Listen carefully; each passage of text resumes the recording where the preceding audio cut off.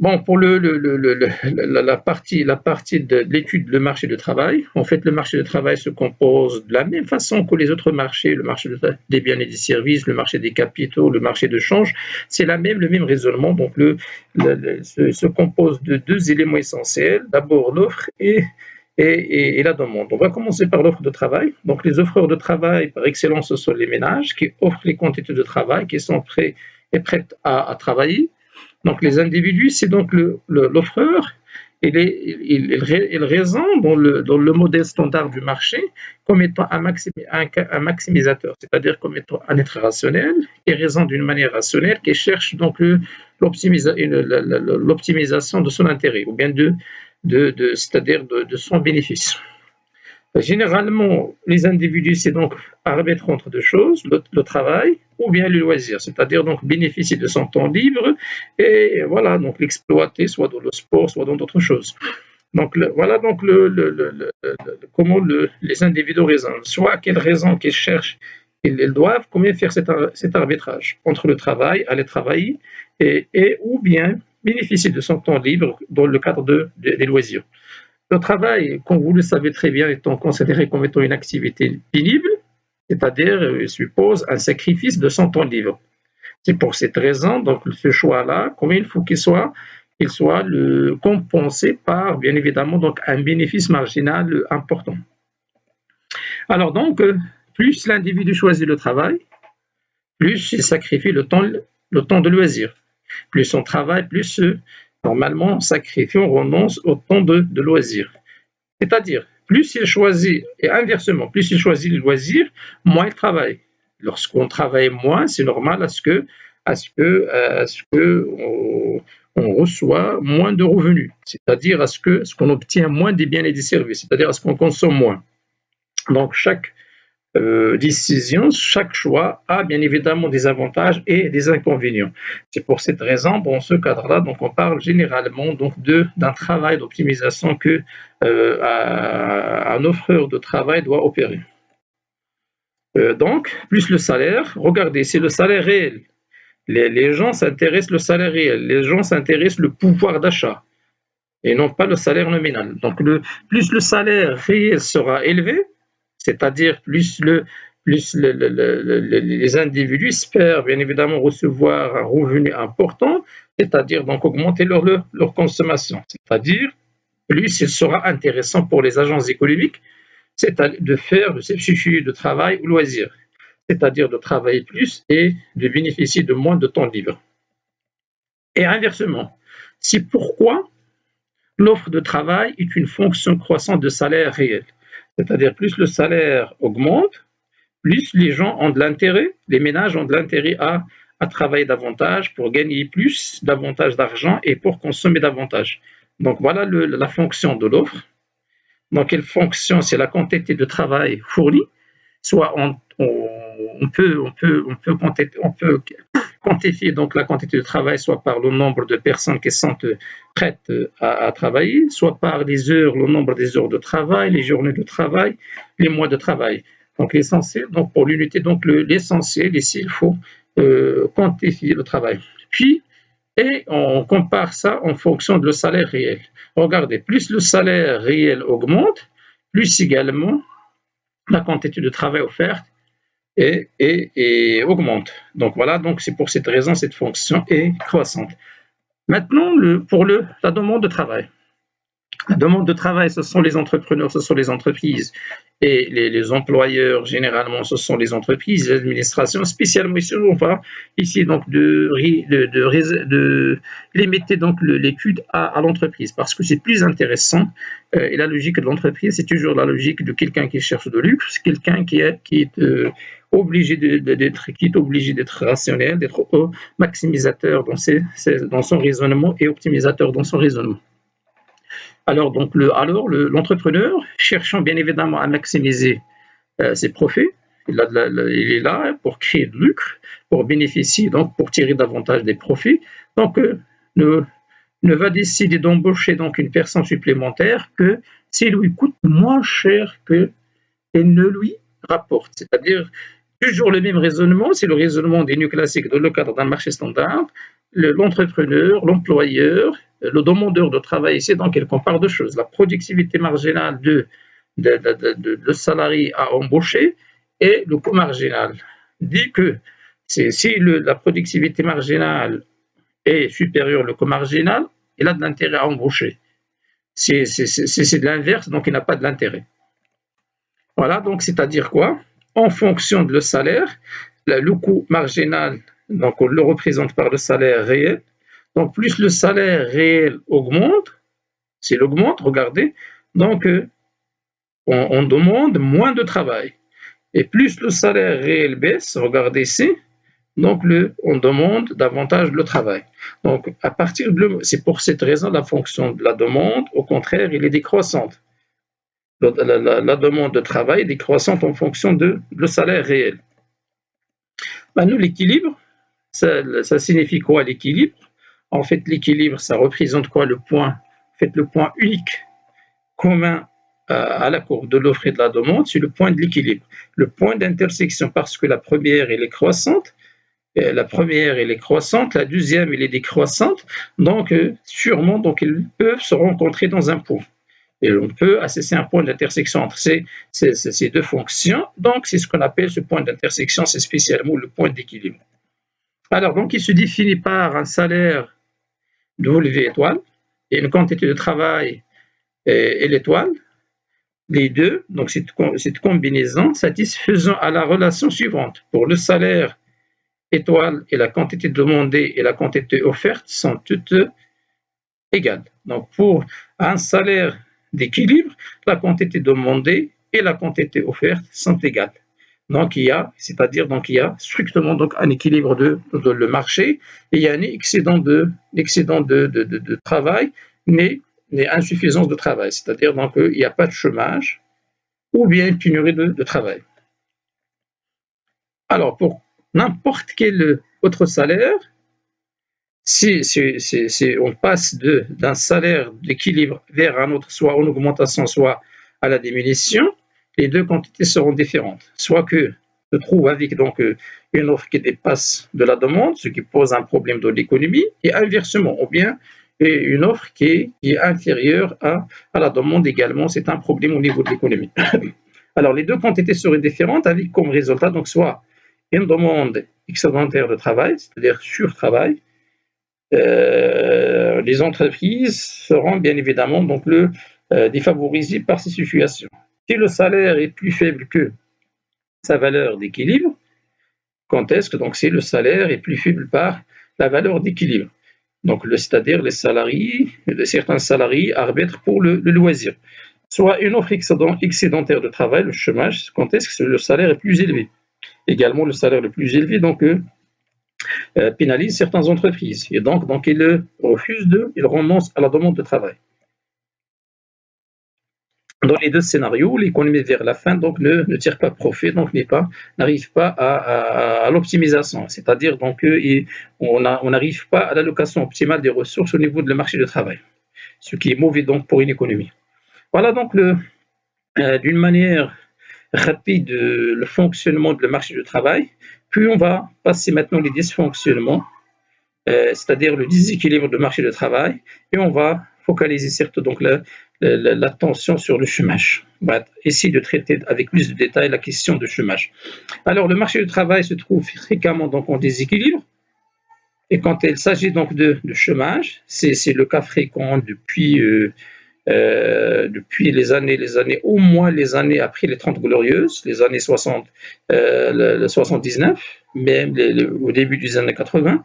Donc la situation, c'est quoi? Il y a toujours un chômage, un excès d'offres. Le déséquilibre devient vite donc socialement insupportable. Plus de chômage, c'est plus de problèmes. Plus d'inégalités, donc les inégalités à partir du moment où ils sont insupportables, donc ils posent quand même de sérieux problèmes. Donc, à partir du moment où le chômage est socialement insupportable, donc c'est difficile. Donc, ça peut créer donc des ennuis pour les autorités, pour l'économie de manière générale.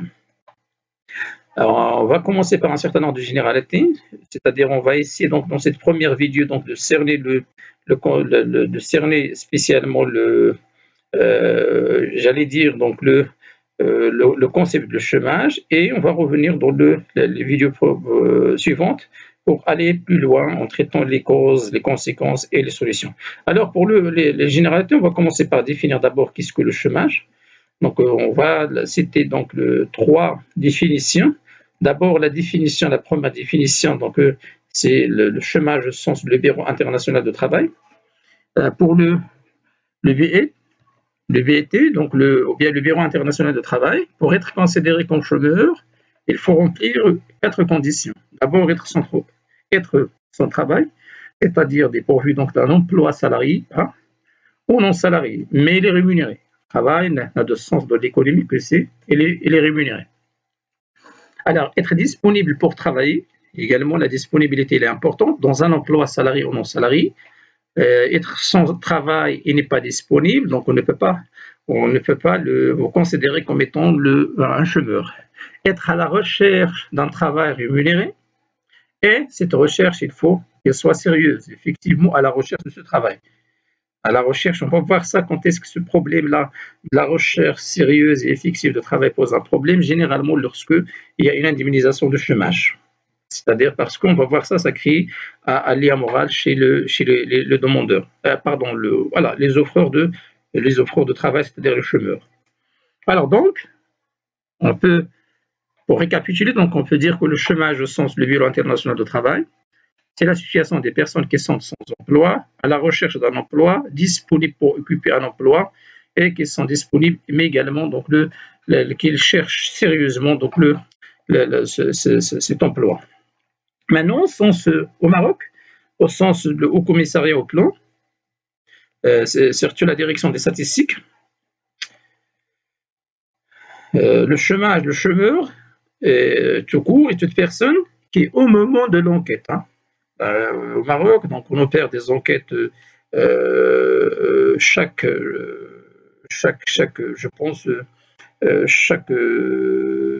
3 mois, généralement, mais il y a sur un échantillon qui représente jusqu'à 60 000 personnes. Donc, c'est-à-dire, un chômeur ne peut être considéré tel que lorsque, au moment de l'enquête, parce que, donc on va expliquer ça par beaucoup de choses. La première des choses, on n'a pas les mêmes, c'est-à-dire la logistique pour le connaître de très près, donc d'une manière permanente, c'est-à-dire le chômeur. Comme c'est le cas dans certains pays, par exemple, le Pôle emploi au niveau de la France, dont on déclare au moment, donc lorsqu'on perd un emploi, on déclare rapidement. Pourquoi? Parce que donc il y a ici l'enjeu de l'indemnité. Au Maroc, c'est vrai, donc on a commencé à indemniser à partir de 2015. Maintenant, donc on peut quand même, c'est le temps de changer quand même cette définition. Mais jusqu'à maintenant, officiellement, donc selon le HCP, le chômeur est toute personne qui, au moment de l'enquête, déclare être sans et à la recherche d'un emploi. Regardez si donc on n'a pas mis l'accent sur la disponibilité et la recherche effective, parce que donc on sait que dans l'arbitrage d'un Marocain, pour arbitrer entre le travail et le loisir, donc on n'a pas quand même une motivation pour arbitrer en faveur du loisir, parce que on n'a pas donc une indemnité. S'il existe maintenant des indemnités pour la perte d'emploi, donc elle est quand même conditionnée par beaucoup de choses. Les conditions sont généralement on peut les qualifier pour quelqu'un qui n'a jamais travaillé comme étant des conditions qui sont quand même draconiennes même, d'accord, qui sont difficiles à remplir. Ne serait-ce que par exemple, il faut justifier maintenant ce que vous travaillez il y a 3 ans, toutes les 3 années passées, donc après la perte d'emploi, vous devez normalement montrer comme quoi vous avez travaillé. Et vous devez montrer que vous avez travaillé durant la dernière année plus de 200 et quelques, je ne me rappelle plus le nombre, mais 200 et quelques jours donc de travail effectif. Il faut également ce que vous soyez inscrit déclaré dans la CNSS. Donc, et bien évidemment, ces conditions sont quand même difficiles à remplir au Maroc. Alors donc maintenant donc on va finir par le chômage selon l'INSEE de la France, l'Institut national des statistiques et études économiques en France. Donc pour les Français, donc le chômage représente l'ensemble des personnes de 15 ans pour reprendre bien évidemment la définition, ou bien en fait, l'âge légal pour travailler, préconisé et recommandé par le Bureau international de travail, et plus donc privé de l'emploi et en recherchant un. C'est presque donc les mêmes définitions, sauf que ici, donc, les Français ont mis l'accent également sur l'âge. Alors, une petite remarque. En France, il y a en France donc deux sources de statistiques principales sur le chômage. Donc soit les statistiques mensuelles du ministère du Travail, élaborées à partir donc, des fichiers de demandeurs d'emploi, enregistrés par Pôle emploi. Ils ont au niveau de la France une infrastructure donc, qui permet de collecter les données sur les demandeurs de travail. Puis également l'enquête de l'emploi de l'INSEE, de la même façon que la HCP du Maroc, qui mesure donc, le chômage au sens du Bureau international de travail. Alors, donc maintenant, comment mesure-t-on le chômage? Donc, pour mesurer le chômage, on calcule donc un taux de chômage. Et avant de calculer ce taux de chômage, on va commencer par d'abord essayer donc de schématiser d'une manière très claire la composition de la population totale dans un pays. Alors donc une population, une personne de manière générale à l'intérieur d'un territoire, d'une économie, donc soit qu'il occupe un emploi ou non. C'est-à-dire donc on pose la première des questions, la personne occupe-t-elle donc un emploi? On aura donc droit à deux réponses, soit oui, soit non. Maintenant, pour ceux qui occupent un emploi, on parle de la population occupée. Donc, ça fait partie de la population active, mais la population active occupée. Donc, là, ça n'a rien à voir avec le chômage parce qu'elle travaille. Maintenant, non. Si la personne est dépourvue d'un emploi, elle est sans emploi, il faut qu'on pose une autre question concernant la recherche. Est-ce qu'elle recherche l'emploi ou non? Donc voilà également oui et non. Si elle cherche de l'emploi, c'est un chômeur. S'il ne cherche pas, c'est quelqu'un d'inactif. Et donc ici, vous allez voir, maintenant la population active, dans la population totale d'une économie, on distingue entre deux catégories, une population qui est active et une autre qui est inactive. Donc la population active, elle se compose de la population occupée, des personnes qui ont un emploi, qui travaillent, et des personnes qui ne travaillent pas mais qui cherchent un emploi, qui sont les chômeurs. Donc la population active, c'est la population occupée plus les chômeurs. Et la population inactive, ce sont les personnes dépourvues d'un emploi mais qui ont décidé de ne pas rechercher un emploi pour une raison ou une autre, c'est-à-dire qui ont décidé d'être inactives. C'est le cas, par exemple, au Maroc, donc de beaucoup de femmes qui ont choisi de rester chez elles, donc comme étant des femmes au foyer. Donc là, c'est une décision prise. Donc c'est pour cette raison le taux déjà d'activité de la femme au Maroc ne dépasse pas dans les meilleures conditions, donc les 27%.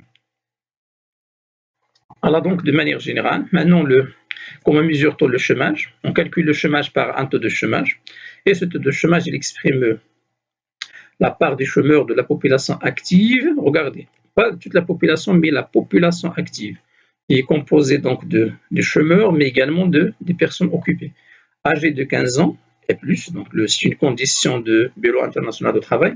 Ce taux est obtenu par le rapport effectif du chômeur à celui de l'effectif, c'est-à-dire le nombre des chômeurs qu'on rapporte à celui des actifs âgés de 15 ans et plus, c'est-à-dire de la population active.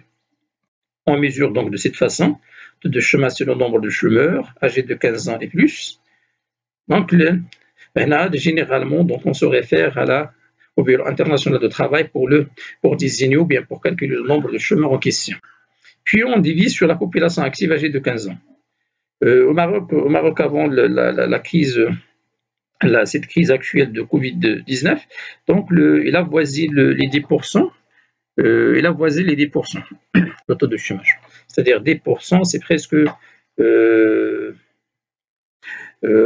1 million et 300 000 personnes donc en chômage. Parce que donc la population active au Maroc, généralement, il avoisine les 12 millions, c'est-à-dire presque 11 millions et il varie entre 11 700 000 et 11 millions et 12 millions, en fonction bien évidemment donc, des contextes. Alors maintenant, le chômage est unique. Donc il existe donc plusieurs formes de chômage. Donc on va essayer donc de traiter les différentes formes de chômage. Donc on va commencer par le chômage déguisé. Un chômage déguisé, il y a certaines personnes qui travaillent, mais leur productivité n'est pas importante, ou bien elle est quasi nulle. Si on les retire de l'économie, donc ça ne va rien changer de l'économie. C'est pour cette raison les appelle les chômeurs déguisés. Alors, donc, il s'agit de travailleurs qui ont une productivité faible ou bien nulle, c'est-à-dire donc un apport pour l'économie. Mais parfois, donc, certaines activités donc, qu'ils exercent sont des activités parasitaires, au contraire, l'économie. Alors, il correspond à un nombre de travailleurs que l'on peut retirer d'un secteur sans diminuer sa production. Soit qu'on retire, soit qu'on les garde, donc la production reste la même. Et c'est donc il s'agit de petits métiers généralement, ou ce qu'on appelle des activités parasites. Exemple, les serreurs donc, de chaussures, gardiens de voitures, marchands ambulants, ainsi de suite. Si on retire sans garde, donc il reste toujours donc l'économie, l'activité reste toujours presque la même. Donc ça ne va rien changer dans le PIB de l'économie de manière générale. Puis on passe le deuxième type de chômage, le chômage frictionnel.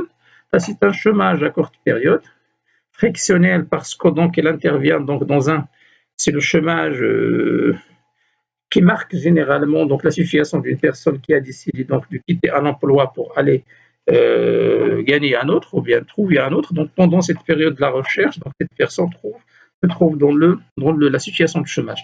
Généralement, ce genre de chômage se trouve dans les pays qui sont dynamiques ou bien qui sont développés, dont il existe beaucoup d'opportunités. Par exemple, au niveau de l'Amérique, c'est parmi les pays où le chômage frictionnel est important.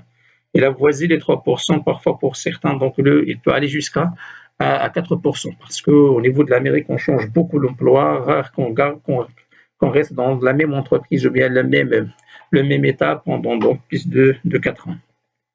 Alors, c'est un chômage de courte durée qui correspond au temps nécessaire pour passer d'un emploi à un autre, c'est-à-dire pour changer le poste, ou bien soit pour des besoins de la mobilité. Quelqu'un donc il a voulu par exemple quitter donc une ville pour aller s'installer dans une autre, donc il faut qu'il cherche un emploi dans la nouvelle ville, soit pour des besoins de formation. Certaines personnes donc dans le cadre de la théorie du capital humain de Gary Beacon, certaines personnes donc décident donc d'arrêter le travail et de se former, de bénéficier d'une formation pour augmenter leur chance dans un emploi plus intéressant. Donc pendant cette période de formation, cette personne se trouve dans la situation de chômage, on l'appelle un chômage flexionnel. Donc pour le chômage flexionnel, c'est quelque chose de très naturel, très normal dans une économie. C'est pour cette raison, c'est de l'impossible aujourd'hui à ce qu'on parle d'un chômage zéro. C'est de l'impossible. Même dans le carré magique de Nicolas Kaldor, donc c'est difficile même. Donc il n'y a pas ce scénario de zéro chômage. C'est magique déjà. Alors un chômage conjoncturel, c'est le chômage au sens de Keynes. C'est un chômage dû donc à un contexte de la conjoncture. Exemple, donc ce choc de l'offre ou bien de la demande causé par la Covid-19. Et là, il a créé un chômage important à l'échelle mondiale et qui est conjoncturel. C'est-à-dire donc une reprise de l'activité économique peut résorber ce chômage sans problème. Donc c'est un chômage temporaire qu'une reprise de l'activité économique permet de résorber. C'est-à-dire il suffit normalement de relancer de l'activité économique. Est-ce qu'il y aura donc une reprise de l'activité économique pour résorber ce chômage? Donc ce n'est pas un chômage dangereux. Il est dû donc au ralentissement de l'activité économique dans un secteur ou bien dans l'ensemble de l'économie. Il est réversible, c'est-à-dire il est réversible, il n'est pas irréversible. Il est réversible, on peut bien évidemment donc le résorber facilement et de courte durée. Donc ce n'est pas le chômage conjoncturel également, n'est pas un chômage dangereux. Par exemple, le travailleur d'une entreprise de transport licencié suite à un bouleversement des prix de pétrole, parce que les prix de pétrole augmentent d'une manière très significative. Donc une entreprise a décidé de licencier, d'arrêter quelques moyens de transport en attendant à ce que les prix baissent.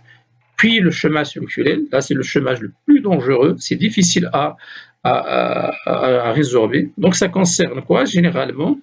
D'abord donc c'est un chômage qui résulte donc des modifications dans les structures, soit démographiques, économiques, sociales et institutionnelles d'un pays.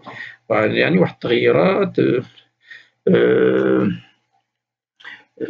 الستركتور البنيويه، مجموعه ديال التغييرات البنيويه سواء في لا ديموغرافي، معناها ولاو عندنا بليس دو جون كو باغ اكزومبل كو plus de jeunes ont intégré, surtout dans les économies qui sont jeunes, beaucoup de jeunes qui sont intégrés le marché du travail, ou bien donc on a commencé donc des changements structurels de l'économie, par exemple l'initiation donc de réduire donc l'investissement dans l'agriculture pour aller vers l'industrialisation. Également, ça crée beaucoup de chômage. Il faut attendre beaucoup de temps pour résorber ce chômage. Alors, c'est la forme la plus grave de chômage car elle dure donc plus longtemps. Au Maroc, donc le chômage il est structurel. Depuis des années, donc on a toujours donc le taux de chômage qui avoisine les 9%. Parce que donc il y a des changements au niveau démographique, la structure démographique au Maroc, économique, sociale, donc ainsi de suite.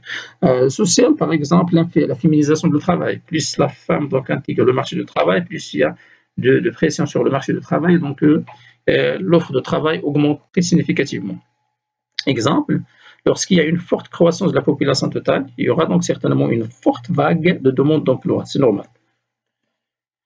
Un autre exemple, l'industrialisation insuffisante qui ne permet pas d'offrir donc assez d'emplois pour résorber le chômage. C'est-à-dire donc peut-être on a choisi donc c'est vrai donc on a opéré donc une stratégie d'industrialisation, mais le choix normalement des industries ne sont pas des industries, les industries choisies ne sont pas des industries qui utilisent d'une façon massive le facteur travail. Sinon, surtout les pays en voie de développement connaissent un chômage structurel car leurs appareils productifs ne peuvent pas créer suffisamment d'emplois. C'est-à-dire manque d'investissement généralement, donc fait que dans les pays en voie de développement, donc la structure de l'économie n'accompagne pas le changement. Le changement de l'économie en termes de la création des emplois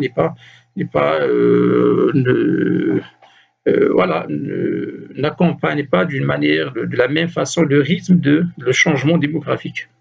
Alors maintenant, le chômage technologique, c'est un chômage au sens de Keynes, c'est-à-dire donc parce que les entrepreneurs ou bien les demandeurs de travail, surtout les entreprises, cherchaient à maximiser toujours donc leur profit. Donc, et ce profit passe par les gains de productivité. Et donc, pour gagner davantage en termes de la productivité, donc on opte pour la solution de la technologie, c'est-à-dire de la substitution de la technologie, du progrès technique au travail, ou bien du capital au travail. Donc, on remplace les hommes par des machines, et donc, du coup, donc, on finit par quoi? Par créer un chômage pour des raisons technologiques. Elle est due donc au progrès technique. Elle correspond à une perte d'emploi liée à quoi? À une grande utilisation du capital technique dans le processus productif, c'est-à-dire on remplace les salariés, les hommes par les machines. Il apparaît donc à la suite de l'innovation qui économise le travail, robotisation, informatisation, donc ainsi de suite. Puis donc le chômage technique, c'est un chômage généralement de très courte période, chômage dû donc à un arrêt dans la chaîne de valeur, une panne d'une machine, d'accord, donc ainsi de suite peut créer ce problème.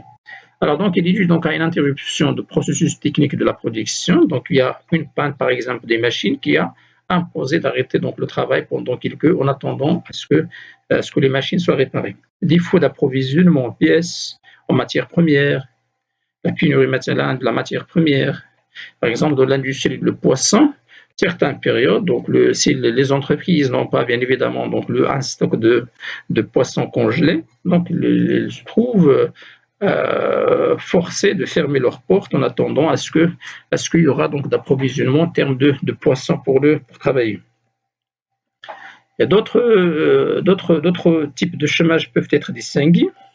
Donc on peut parler de le chômage classique, c'est le chômage qui correspond aux personnes qui souhaiteraient disposer, c'est-à-dire c'est un chômage volontaire, qui souhaiterait donc disposer d'un emploi au salaire minimum en vigueur, mais il n'y parvient pas. Donc, du fait de quoi? D'une productivité potentielle jugée donc insuffisante par l'employeur. Certaines personnes sont prêtes à travailler avec le salaire minimum en vigueur, mais ils ne trouvent pas d'emploi. Pourquoi? Parce que les employeurs, quand même, donc, justifient,